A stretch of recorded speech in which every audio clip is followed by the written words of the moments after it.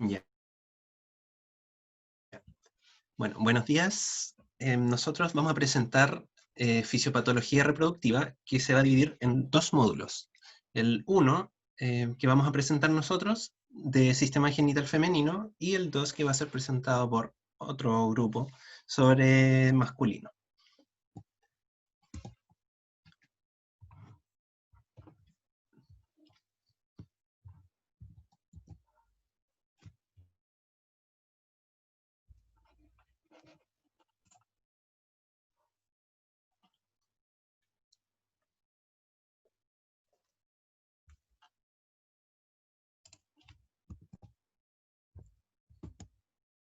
Ya.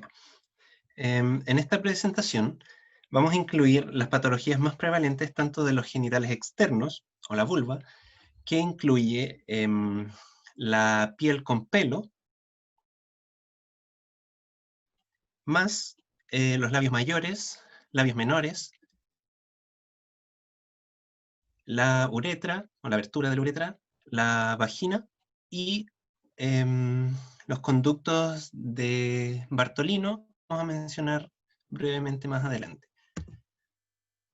Para continuar después con la vagina, el cuello o cervix, que va a estar separado del cuerpo,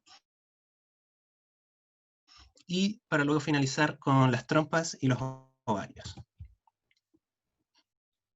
Los trastornos vulvares son en su mayoría inflamatorios, lo que va a constituir una vulvitis.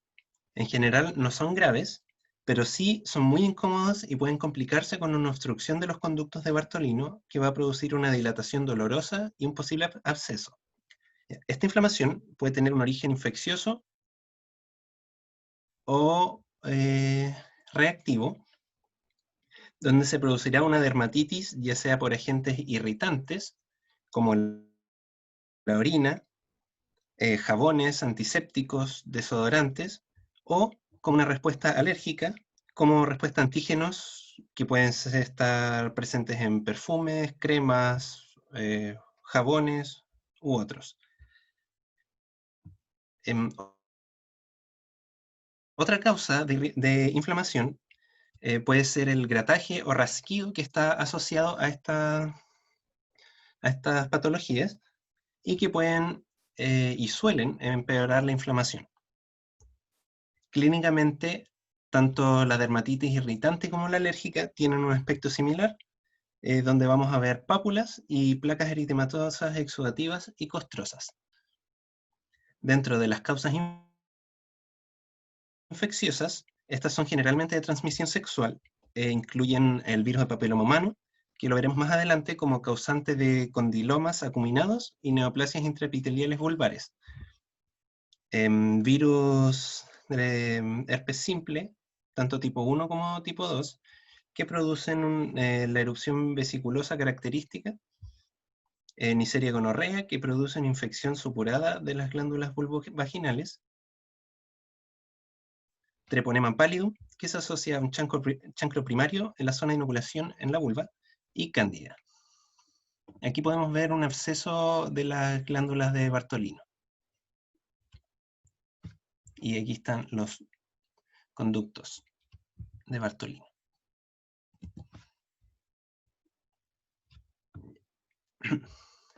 Dentro de los trastornos epiteliales no neoplásicos vamos a ver dos patologías que son de carácter benigno. La primera, el líquen escleroso, que produce una atrofia epitelial, y la segunda, que produce una hiperplasia del epitelio vulvar. En ambas suelen presentarse con leucoplasias, que son unas placas blanquecinas homogéneas. El líquen escleroso tiene una prevalencia mayor en posmenopáusicas, aunque puede presentarse a cualquier edad. Se sospecha una etiología autoinmune, aunque la patología es desconocida.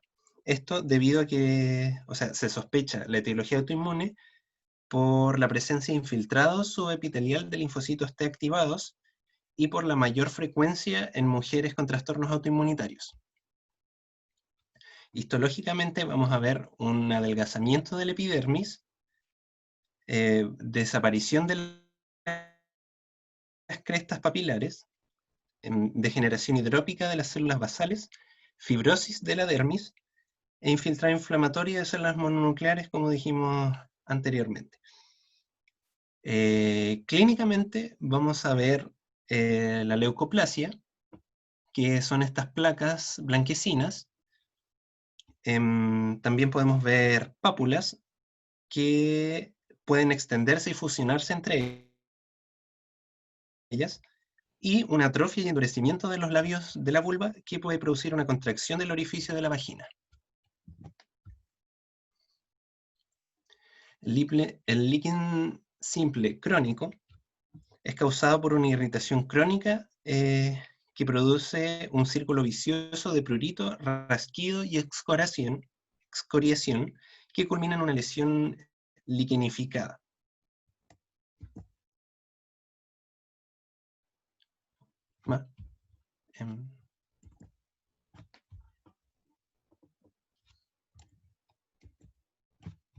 No, atrás.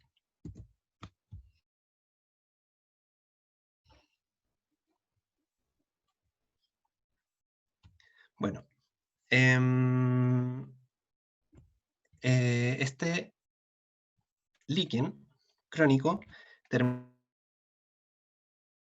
en esta lesión liquenificada que se puede hiperpigmentar. A menudo produce descamación y genera más prurito.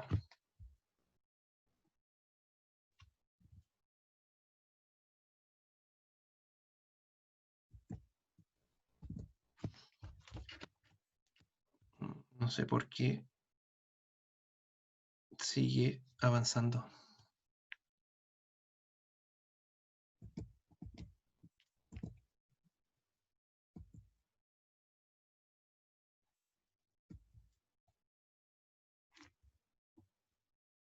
Me están haciendo spoilers.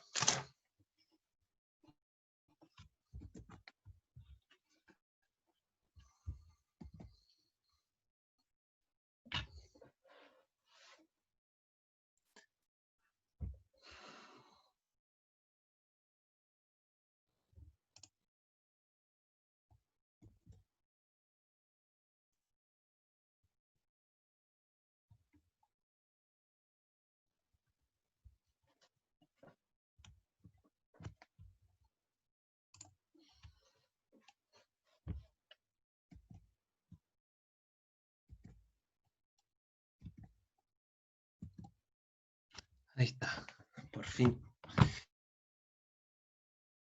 Ya. Entonces teníamos que el líquen simple crónico se produce como un círculo vicioso entre una irritación crónica que va a producir prurito, va a hacer que la persona se rasque y va a producir excoriación que termina finalmente en una liquenificación en que se produce una hiperplasia del epitelio e hiperkeratosis. Vamos a ver un aumento de la actividad mitótica de los estratos basales, aunque sin atipia celular. Puede haber presencia de infiltrado leucocitario intenso en la dermis. Clínicamente vamos a encontrar prurito, hiperpigmentación, descamación y leucoplasia. Aquí podemos ver un líquen simple crónico del labio mayor izquierdo. La leucoplasia, si bien es cierto, estas lesiones no predisponen a un cáncer, los márgenes de una lesión cancerosa vulvar a menudo se pueden acompañar de un líquen simple crónico. Por lo tanto, se les hace una biopsia tanto para distinguir entre ambas formas de líquen, como para descartar otras causas de la leucoplasia, como podría ser un carcinoma epidermoide. Ahora, dentro de los tumores, tenemos primero que nada los condilomas, que son cualquier lesión vulvar verrugosa. Se clasifican principalmente en condiloma plano que es muy poco acumulado, es húmedo, y se presenta principalmente en la sífilis secundaria, por lo que son raros de ver. Y el condiloma acuminado, que está asociado principalmente a papiloma humano de los subtipos 6 y 11, por lo que tienen bajo riesgo de transformación maligna. O sea, estas son las cepas que tienen bajo riesgo de transformación maligna. Son claramente elevados y tienen un color que puede variar de rosa a rojo y de rojo a marrón. Puede presentarse en cualquier lugar de la zona anogenital. A menudo son múltiples, aunque pueden estar de forma aislada también. Pueden tener un diámetro de milímetros a varios centímetros, e histológicamente hay vacuolización del citoplasma perinuclear y perfiles nucleares arrugados, que es un signo característico de la infección por papiloma humano. El carcinoma vulvar corresponde más o menos al 3% de los cánceres genitales femeninos. Se da principalmente en pacientes mayores de 60 años. El 90% corresponde a un carcinoma epidermoide, y el resto son generalmente adenocarcinomas o carcinomas vasocelulares. Usualmente se diseminan primero a los ganglios regionales, y el riesgo de metástasis va aumentando con el tamaño del tumor y la profundidad de la invasión, donde vamos a ver que tumores de menos de 2 centímetros tienen una supervivencia de 5 años del 90%, mientras que tumores más avanzados o de más de 2 centímetros tienen una tasa de supervivencia de apenas el 20% a 10 años. Hay dos formas. Una se ha visto, en realidad esta es una clasificación que, que se ha tratado de hacer, en que es una que está más asociada al virus de papiloma humano, de los subtipos 16 y 18, que se da principalmente en mujeres de edad media. Tiene una evolución bien clara de una neoplasia intraepitelial vulvar a un carcinoma in situ y luego a un carcinoma infiltrante. El carcinoma infiltrante ya ocurre luego de muchos años y se puede evitar con el tratamiento. Los factores de riesgo principales son el tabaquismo y las inmunodeficiencias. Por otro lado, tenemos un carcinoma no asociado a BPH que vemos en personas más ancianas. Va precedido de modificaciones epiteliales reactivas, principalmente líquen escleroso.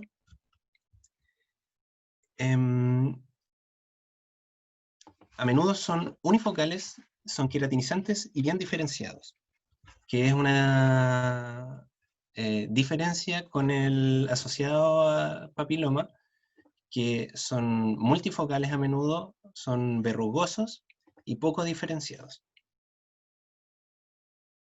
Eso no lo había dicho delante. Ya.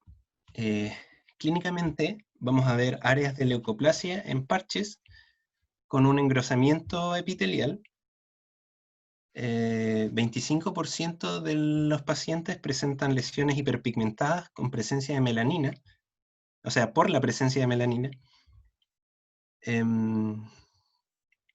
Como decía,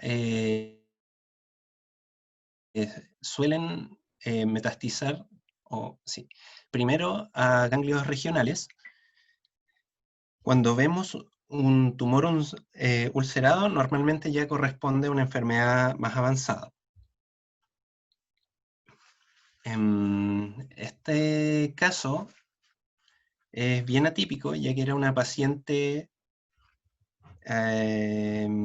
joven de 33 años y que uno pensaría que está, entonces, como es joven, está asociada a papiloma. Y no dio negativo para virus de papiloma. No tenía actividad sexual activa y ya tenía afección del labio izquierdo, del clítoris y estaba en un estadio ya muy avanzado. Tuvieron que hacerle una vulvectomía total.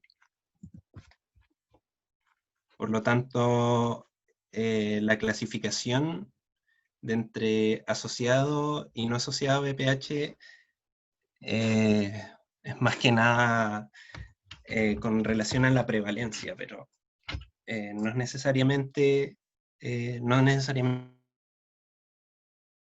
da de esa forma. Y por último, vamos a ver la enfermedad de Paget vulvar, que corresponde a una proliferación intraepidérmica de las células epiteliales malignas. Generalmente no hay un tumor subyacente, y esta es la mayor diferencia con la enfermedad de Paget mamario, en que hay un carcinoma subyacente. Esta enfermedad se origina en las células progenitoras de la dermis, generalmente, porque también puede producirse en un folículo piloso. Bueno, se puede demorar de años a décadas sin producir invasión local. Pero el problema es que una vez que ha hecho metástasis, son de mal pronóstico. Clínicamente se ve una placa roja, descamativa y costrosa, que es similar a una dermatitis inflamatoria. Histológicamente se ven células epitelioides grandes, citoplasma granular y pálido, abundantes vacuolas citoplasmáticas que infiltran la dermis, como vemos aquí, se ven gran cantidad de vacuolas, y la presencia de mucina en la tinción de Paz, que permite diferenciarlo de un melanoma vulvar.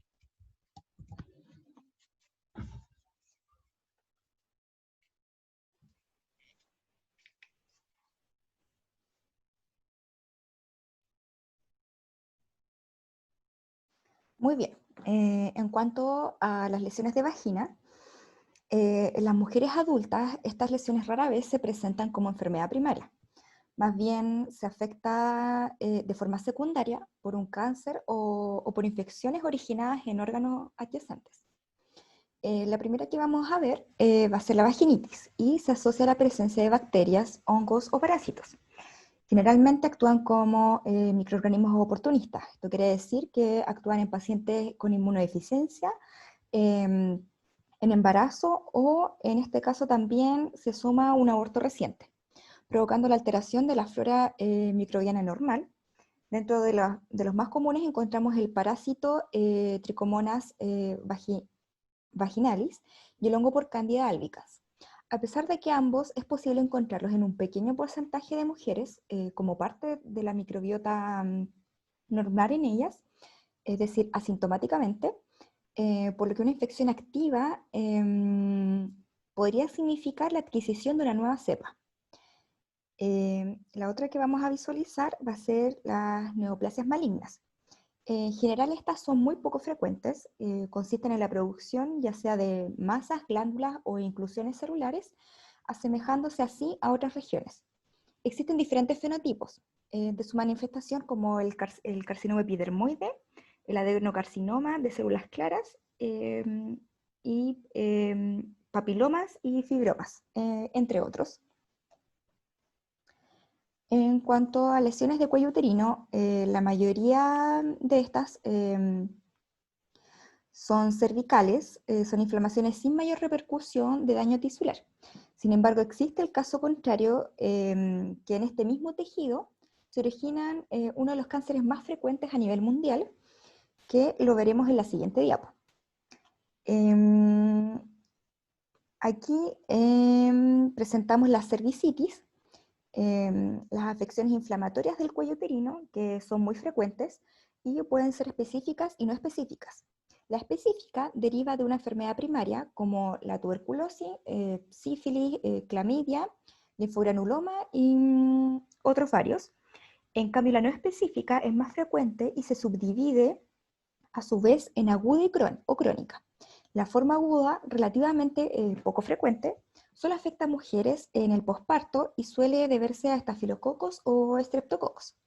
La cervicitis crónica consiste en inflamación y regeneración epitelial, procesos que suelen ser habituales en todas las mujeres en edad fértil, hasta cierto grado. En este caso, el crecimiento inicia una hiperplasia, así como cambios reactivos en la mucosa, tanto en la escamosa como en la cilíndrica. Finalmente, el epitelio cilíndrico sufre esta metaplasia escamosa. Generalmente estas afecciones de tipo inflamatorio en el cuello uterino son causadas por el contacto sexual, como es muy bien sabido. Los agentes de transmisión más importantes en este caso son la clamidia trachomatis, Ureaplasma urealyticum, el Trichomonas vaginalis, especies de cándidas, la Neisseria gonorrhoeae, el virus de herpes genital tipo 2 y algunos tipos de VPH. Cabe destacar que la clamidia trachomatis es el patógeno implicado con más frecuencia y responsable de hasta el 40% de los casos de cervicitis, que se encuentran en las consultas de enfermedades de transmisión sexual y se asocian a un signo de leucorrea. Esto quiere decir que es una secreción vaginal purulenta. Dentro de las neoplasias, la mayoría de los tumores del cuello uterino son de origen epitelial y se deben a cepas oncógenas del VPH. Los tumores benignos, como los malignos, son comunes en el cuello uterino. Los tumores benignos de este comúnmente consisten en pólipos cervicales. Y de los tumores malignos, el más frecuente por lejos es el carcinoma escamoso de cuello.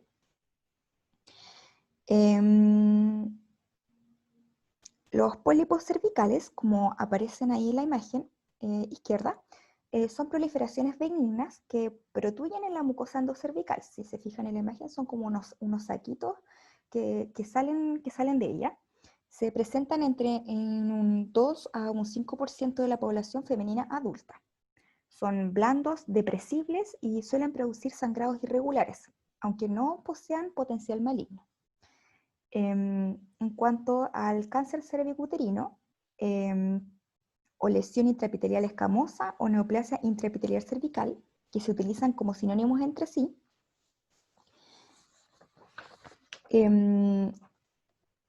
se clasifican en lesiones intraepiteliares escamosas de bajo grado y de alto grado. La de bajo grado o de bajo riesgo oncogénico se asocia a lesiones benignas como verrugas o lesiones del cuello uterino, que son asociados muy bien, como aparece ahí en la tabla, a las cepas de BPH 6 y 11. Son de displasia leve, fenotípicamente, y se asocian con un grado de neoplasia intraepitelial cervical tipo 1, que lo vamos a describir en la siguiente diapositiva.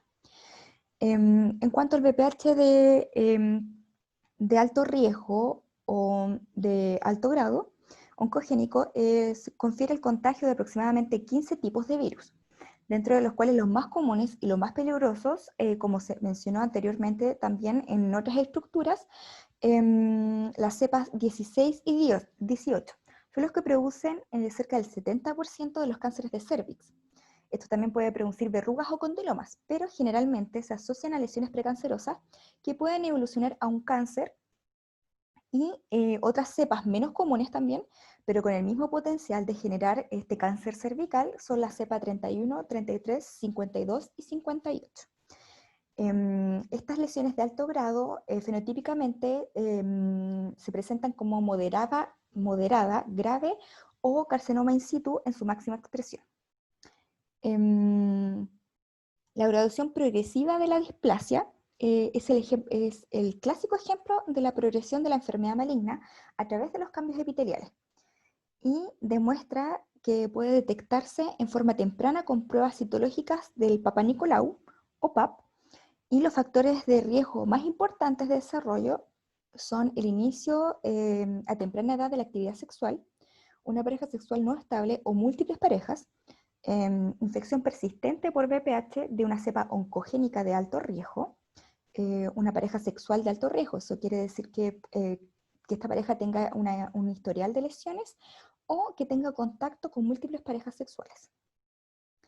Y otros factores menos significativos, pero no menos importantes, vendría siendo un bajo estrato económico, que posiblemente puede tener asociación con el menor acceso a la atención en salud y una escasa educación sexual. Mujeres multíparas, o que tengan una alta promiscuidad, un hábito tabáquico, o usuarias de anticonceptivos. Y también pacientes inmunosuprimidos o VIH. Dentro de estas infecciones de transmisión sexual, la producida por el virus del papiloma humano es una de las más frecuentes, de prevalencia mundial, y no hay país, raza, sexo ni edad que esté libre de esta problemática. Además, hay alrededor de más de 150 cepas distintas de VPH, de las cuales de estas 40 son las que más afectan a los pacientes. No todas con capacidad de generar algún grado de malignidad. Y afecta tanto a hombres como mujeres, siendo los hombres los principales portadores y las mujeres como las principales que pueden presentar algún riesgo de lesión fenotípicamente hablando. El cáncer más frecuente asociado a este virus es el cáncer de cuello uterino, pero también pueden producir otros tipos de cáncer, también debido al mismo contacto sexual, que vendría siendo cáncer anorrectal o orofaringeo, que se asocia a la garganta, amígdalas y la base de la lengua, y también el pene. Es un virus de transmisión sexual en todas sus variantes. Es decir, que se da por sexo vaginal, sexo anal y sexo oral. Se transmite muy fácilmente, tanto las piel como las mucosas, y se estima que alrededor del 80% de las personas que son sexualmente activas van a contraer uno o varios tipos, incluso de VPH, en algún momento de su vida. Bueno, aquí tenemos un hermoso esquema del libro Harsh-Morgan, y que nos presenta los diferentes cambios citológicos, en donde inicialmente en el primer recuadro ustedes pueden ver que no existe ningún tipo de lesión ni neoplasia, un epitelio normal, y progresivamente avanza una displasia leve, en donde las moléculas anormales se extienden incluso hasta un tercio del grosor, desde la capa basal hasta la superficial. Luego, esto avanza con una displasia moderada que llega a los 2/3, hasta la capa superficial, y una displasia grave en donde estas células se extienden hasta el 75 o un 90% del grosor del epitelio. El carcinoma in situ, que está incluido en esta fase de SIN3, en donde el grosor completo desde la membrana basal hasta la superficie muestra estas células displásicas. Entonces, comparando este esquema con la tabla anterior, nos hace visualizar mejor la progresión de esta lesión. Las células atípicas migran hacia las capas superficiales, desde donde se liberan o exfolian, hacia las secreciones vaginales de las muestras del PAP. Las células displásicas o anormales individuales de estos grados de atipia muestran varios cambios citológicos, como el agrupamiento de las células, pleomorfismo, alta relación entre núcleo y citoplasma, cromatina nuclear, grosera e irregular, y numerosas mitosis y células dicarióticas dispersas. ¿Qué quiere decir dicarióticas? Dos núcleos. Los carcinomas cervicales más frecuentes vendrían siendo los carcinomas epidermoides, como lo mencionamos hace un ratito, que vendría siendo el 75%, adenocarcinomas y carcinomas adenoescamosos mixtos, representando un 20%, y carcinomas neuroendocrinos de células pequeñas, que son menos del 5%. Todos estos tipos de carcinomas se deben a este famoso virus del VPH. El carcinoma epidermoide tiene una incidencia máxima en torno a los 45 años. Entre 10 y 15 años después de la detección de una lesión precursora, la progresión de la CIN o carcinoma infiltrante es variable e imprescindible. Y para que se produzca, es preciso que exista una infección por VPH y mutaciones en genes como el LKB. Los factores de riesgo de progresión comprenden el tabaquismo y la infección por el virus de inmunodeficiencia humana VIH.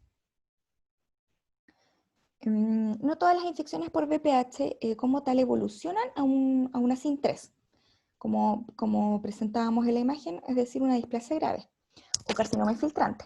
La evolución en el tiempo de la infección de la enfermedad invasiva normalmente dura 10 años o más. En general, el riesgo de la progresión es proporcional al grado de displasia. Hoy en día, la citología vaginal o el muy conocido examen de Pap es una herramienta de cuidado muy eficaz para la detección de este tipo de displasia y del carcinoma cervical. Su uso ha reducido mucho la incidencia, haciendo posible la detección temprana y evitar el avance de esta lesión. En cuanto al cuerpo del útero, tenemos este esquema que nos representa las lesiones del cuerpo del útero. Inicialmente quisimos dividirlas en trastornos neoplásicos y en lesiones proliferativas del endometrio y miometrio. En la primera parte encontramos representantes de adenomiosis, endometritis, sangrado uterino anómalo y endometriosis. La endometritis es una inflamación del endometrio aguda que a menudo puede ocurrir por una infección o una enfermedad de transmisión sexual, como la clamidia, la gonorrea, tuberculosis o la vaginosis bacteriana. También está la endometritis puerperal, que se produce tras un parto espontáneo, una cesárea o un parto prolongado. La endometritis crónica, que es la inflamación persistente del endometrio, que generalmente es asintomática. Por otro lado, la endometriosis es un trastorno a menudo doloroso, en el cual el tejido que normalmente recubre el interior del útero, es decir, el endometrio, crece fuera de este.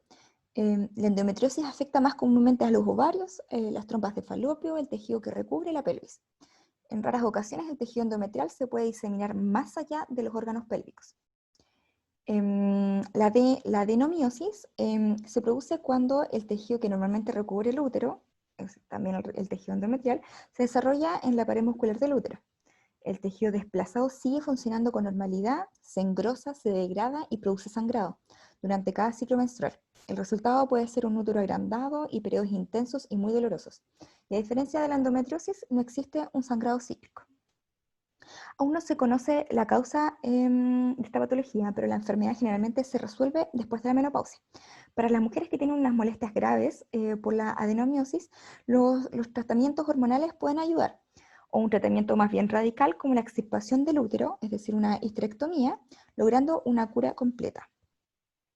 Y por último tenemos el sangrado uterino anómalo, donde la causa más probable del sangrado uterino depende de cierta medida de la edad de la paciente.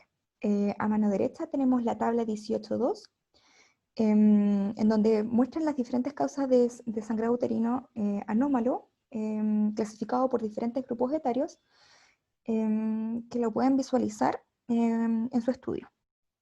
La hemorragia uterina anómala, en ausencia de una lesión orgánica, en esa estructura se denomina sangrado uterino disfuncional. Existen varias causas de sangrado uterino anómalo, tanto disfuncionales como secundarias a la lesión orgánica, y se pueden clasificar en 4 grupos. Como aparece en el cuadrito rosadito de la derecha, en el número 1 tenemos el fracaso de la ovulación, que puede ser debido a una desregulación hormonal, factores de estrés o algún síndrome metabólico como anemia u obesidad. Una fase lútea inadecuada o incluso incompleta, hemorragia inducida por anticonceptivos, aunque gracias a las nuevas fórmulas del día de hoy ya no se presenta mucho esta clasificación. Y los trastornos endometriales, que vienen siendo por una proliferación del epitelio. Por último, dentro de las lesiones proliferativas, tenemos la hiperplasia endometrial, que es un revestimiento uterino anormal. El carcinoma endometrial, un tipo de cáncer que comienza en el revestimiento de la matriz del útero. Los pólipos endometriales, crecimiento excesivo de la célula en el revestimiento del útero. Leiomioma y los leimiosarcomas. Los leiomiomas son tumores que crecen en la matriz del útero de la mujer. Estos crecimientos normalmente no son cancerosos, son benignos, al igual que los leimiosarcomas, que son tumores que también crecen en la matriz. Y eso vendría siendo en cuanto a las lesiones proliferativas.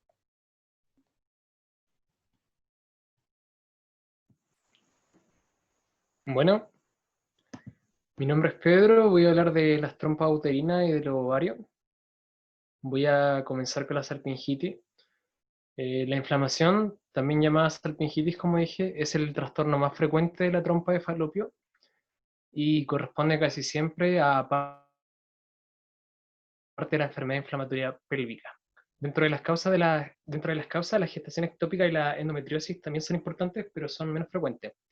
La salpingitis se produce en la mayoría de los casos debido a una infección.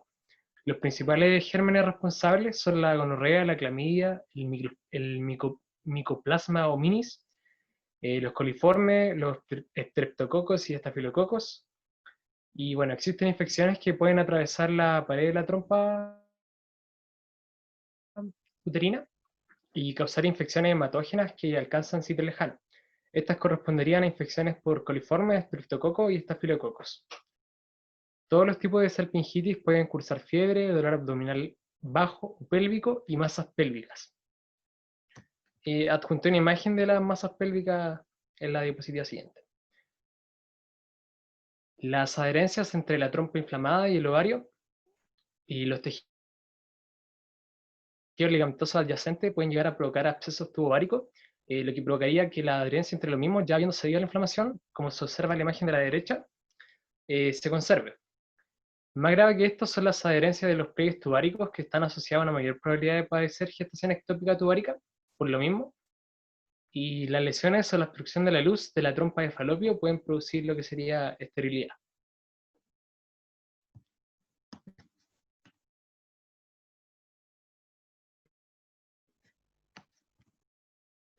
Como se observa ahí, ahí se ve lo que sería la enfermedad inflamatoria pélvica, donde mencioné que se puede producir lo que es la salpingitis, y que es lo que más frecuentemente produce salpingitis.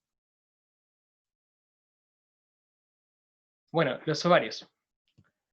Dentro de los ovarios tenemos varias situaciones que se pueden producirse. La primera serían los quistes foliculares del cuerpo lúteo, que son bien frecuentes, la verdad, y que incluso se les considera variantes de la normalidad. Estas lesiones, entre comillas, inocentes, se originan a partir de los folículos de Graf que no se rompen, o de folículos que se rompen y luego se sellan. Suelen ser múltiples y aparecen por debajo de la serosa del ovario. Son comúnmente de 1 a 1,5 centímetros de diámetro, pero a veces pueden llegar hasta los 5 centímetros y pueden generar masas palpables y producir dolor pélvico. A veces los quistes se pueden romper y generar hemorragia intraperitoneal y síntomas peritoneales que vendrían siendo de abdomen agudo.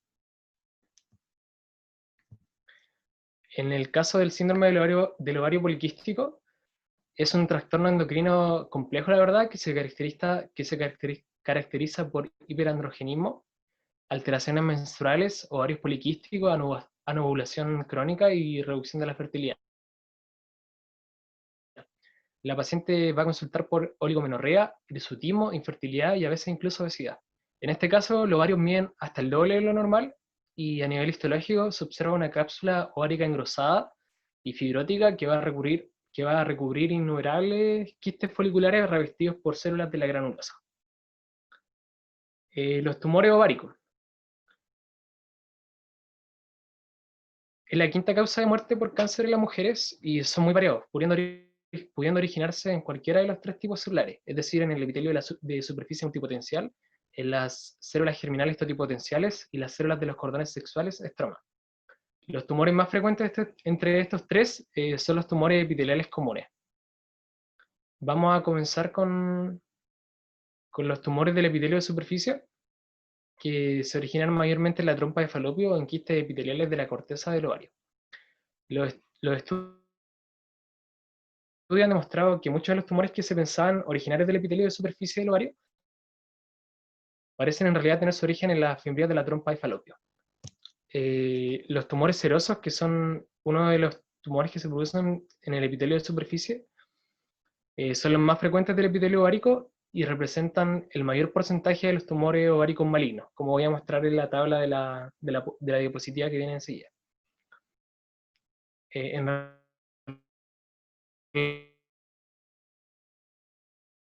Limítrofe y maligno.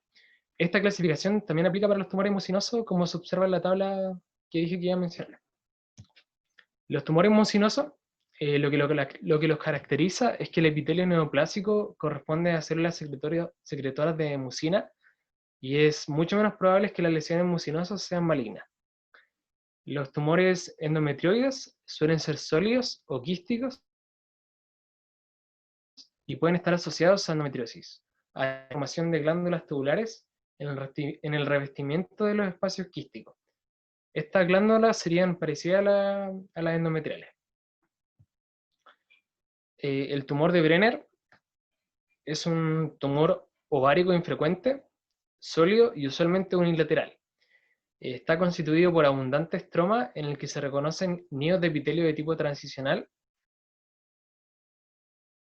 y en su interior los denominados núcleos en forma de grano de café. En algunos casos estos nidos son quísticos y se revisten de células cilíndricas secretoras de moco. Bueno, dentro de otros tumores ováricos tenemos varios, la verdad, pero la bibliografía se centra más que nada en los teratomas que son derivados de las células germinales, y es por lo mismo que vamos a hablar de eso. Bueno, el teratoma en sí es el tumor germinal más frecuente y presenta diferenciación en elementos de las tres capas embrionarias, en el endoderma, mesoderma y ectoderma. Macroscópicamente pueden ser quísticos o sólidos, e histológicamente los tejidos que componen el tumor pueden ser maduros e inmaduros. El teratoma quístico maduro, en este caso, de los tres que se mencionan, sería el más frecuente. Y bueno, voy a comenzar caracterizando el teratoma quístico maduro o benigno, y se caracteriza por la presencia de tejido maduro derivado de las tres capas de células germinales, el ectodermo, endodermo y mesodermo. Suelen contener quistes revestidos por epidermis y la mayoría suelen presentarse en mujeres jóvenes. Por motivos desconocidos, estas neoplasias producen en algunos casos infertilidad y tienen tendencia a torsionarse, causando por lo mismo urgencias quirúrgicas. Ganas de la vida, y típicamente son tumores voluminosos, sólidos y con frecuentes áreas de necrosis. Acá a la derecha coloqué una imagen de un tumor seroso y abajo coloqué una imagen de un teratoma quístico maduro, para que lo puedan apreciar. Y bueno, los teratomas especializados, de este no encontré imágenes, pero es un subtipo infrecuente de teratoma constituido totalmente por tejido especializado. El más frecuente es el estruma ovárico, que corresponde totalmente a tejido tiroideo y que puede producir hipertiroidismo.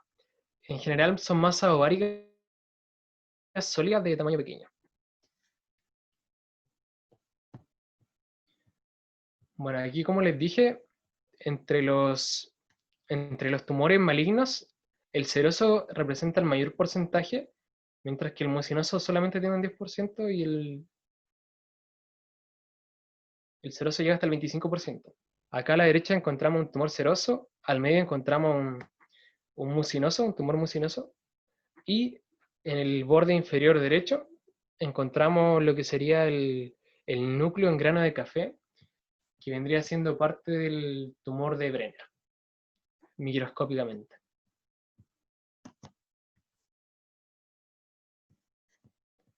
Bueno, los ovarios, vamos a seguir con la inflamación e infecciones placentarias. Son infecciones que alcanzan la placenta, ya sea ascendentemente por el canal del parto o de forma hematógena. Las infecciones ascendentes son las más frecuentes y se deben a bacterias. Estas están relacionadas con la rotura prematura de las membranas fetales, y los microorganismos más frecuentes de la infección ascendente son el micoplasma, la cándida y bacterias de la flora vaginal en general. Con mucha menos frecuencia se dan las infecciones placentarias por la siembra hematógena de bacterias y otros gérmenes. La sífilis, la tuberculosis, la listeriosis, la toxoplasmosis y varios virus más pueden producir vellosis placentaria. Dentro de la gestación ectópica, bueno, el embarazo ectópico o gestación ectópica se define como la implantación del óvulo fecundado en cualquier lugar distinto del útero, y ocurre hasta en un 1% de todas las gestaciones. El 90% de estas gestaciones se produce en la trompa de Falopio, también conocida como la gestación tubárica, pero también se pueden dar en los ovarios y la cavidad abdominal. Con respecto a la enfermedad trofoblástica gestacional, es una proliferación anormal de células trofoblásticas fetales y se va a clasificar en dos grandes categorías: las lesiones molares, como dice ahí, y las lesiones no molares. Estos procesos elaboran gonadotrofina coriónica humana, elevando la concentración de esta misma hormona en la sangre y la orina. Y por lo mismo es de suma importancia el diagnóstico a través de las concentraciones de esta hormona. Incluso la bibliografía señala que es incluso más importante que el diagnóstico anatomopatológico. Con respecto a las lesiones molares, vamos a encontrar de dos tipos. La primera es la mola hidatiforme completa y parcial, y es una masa voluminosa de vellosidades coriales edematosas y en ocasiones con dilataciones quísticas que recuerdan microscópicamente a un racimo de uvas, como se ve en la imagen de la derecha arriba. En el borde superior derecho se observa bien. La mola invasora, que es la otra, son molas completas con capacidad infiltrante local, pero sin la capacidad metastásica del coriocarcinoma. Se pueden reconocer todavía las vellosidades hidrópicas, las cuales atraviesan la pared uterina en profundidad y pueden producir su rotura con una hemorragia que en ocasiones pone en riesgo la vida del paciente. Con respecto a las lesiones no molares, tenemos el coriocarcinoma gestacional que se ve en el borde inferior derecho, y es un tumor maligno muy agresivo y con frecuencia metastásico. Se origina en el epitelio corónico gestacional, o también puede estar en las células potenciales de la gonada. Responde a la quimioterapia y se cura la mayor parte de las veces. Y bueno, como dije ahí lo pueden ver en el borde derecho. El tumor trofoblástico del lecho placentario es un tumor indolente del trofoblasto intermedio que elabora el lactógeno placentario humano y puede curarse mediante cirugía. Aunque cuando se disemina no responde bien a la quimioterapia, al contrario del cariocarcinoma gestacional. La preeclampsia o eclampsia, o sea, no es lo mismo, pero son fases, también conocida como la toxemia de la gestación. Acá lo que se produce es la aparición de hipertensión con proteinuria y edema en el tercer trimestre de la gestación. Y eso sería lo que es la preeclampsia. Y ocurre en un 5 al 10% de las gestaciones, sobre todo en las primeras gestaciones de las mujeres que son mayores de 35 años. Pueden aparecer convulsiones en casos extremos y el complejo sintomático se denomina eclampsia. Gracias al reconocimiento y al tratamiento precoz de la eclampsia, se ha evitado que la eclampsia sea tan frecuente y que por lo tanto haya mucho menos muertes que habrían si es que no fuera reconocida con anticipación. Bueno, eso sería todo de trompas de falopio y lo que sería ovario. Muchas gracias por su atención.